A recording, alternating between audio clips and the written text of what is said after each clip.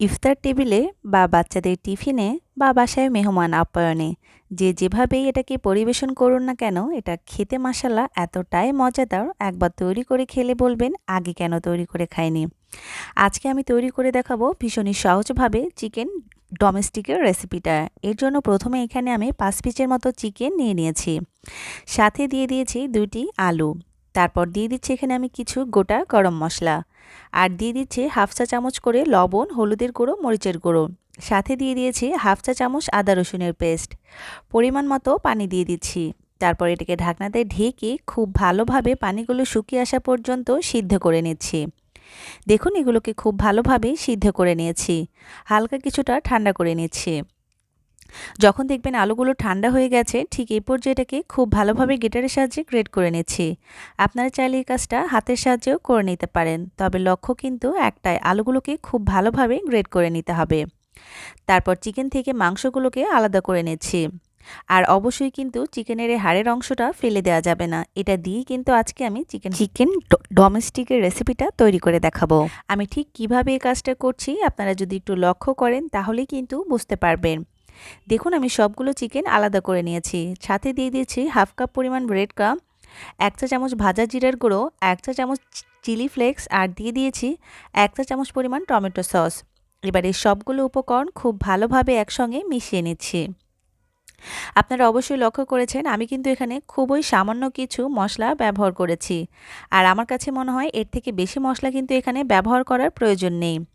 এবার আমি যে চিকেনের হাড়ের অংশগুলো রেখে দিয়েছিলাম সেগুলো দিয়েই কিন্তু আমি চিকেন ডোমেস্টিকগুলোকে তৈরি করে নিয়েছি। আমি ঠিক কিভাবে তৈরি করে নিয়েছি আপনারা নিশ্চয়ই দেখেই বুঝতে পেরেছেন। তারপর এখানে আমি 2টা ডিম নিয়ে নিয়েছি, সামান্য একটু পরিমাণে লবণ দিয়ে ডিমটাকে খুব ভালোভাবে ফেটিয়ে নিচ্ছি।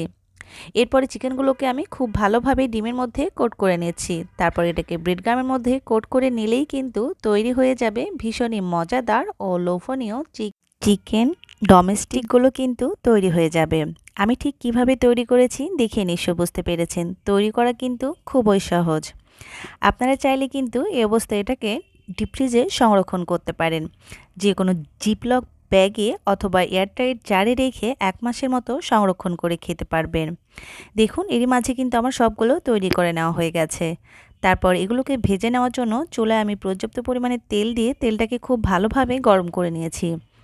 এবার গরম তেলের মধ্যে আমি এগুলো দিয়ে দিচ্ছি, আর কিছু সময় অপেক্ষা করে এগুলো উল্টে পাল্টে খুব ভালোভাবে ভেজে নিতে হবে। এই পর্যায়ে কিন্তু চুলার জালটা মিডিয়াম হাই রাখবেন, এর থেকে বেশি বা কমও রাখতে যাবেন না। এতে করে দেখবেন এটা খুব ভালোভাবে মুচমুচে হয়ে ভেজে নেওয়া যাচ্ছে। দেখুন দেখেই নিশ্চয় বুঝতে পারছেন একদম পারফেক্টভাবে কিন্তু এগুলো ভেজে নেওয়া হয়ে গেছে।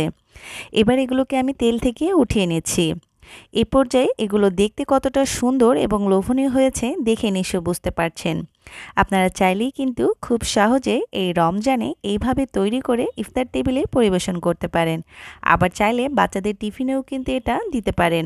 তাছাড়াও বাসায় মেহমান আপ্যায়নেও কিন্তু এই ধরনের চিকেন ডোমেস্টিকগুলো পরিবেশন করে দিতে পারেন। এটা দেখতে যেমন লোভনীয়, খেতেও মাশাআল্লাহ অনেক অনেক মজাদার হয়েছে। আশা করছি রেসিপিটা ভালো লেগেছে। আল্লাহ হাফেজ।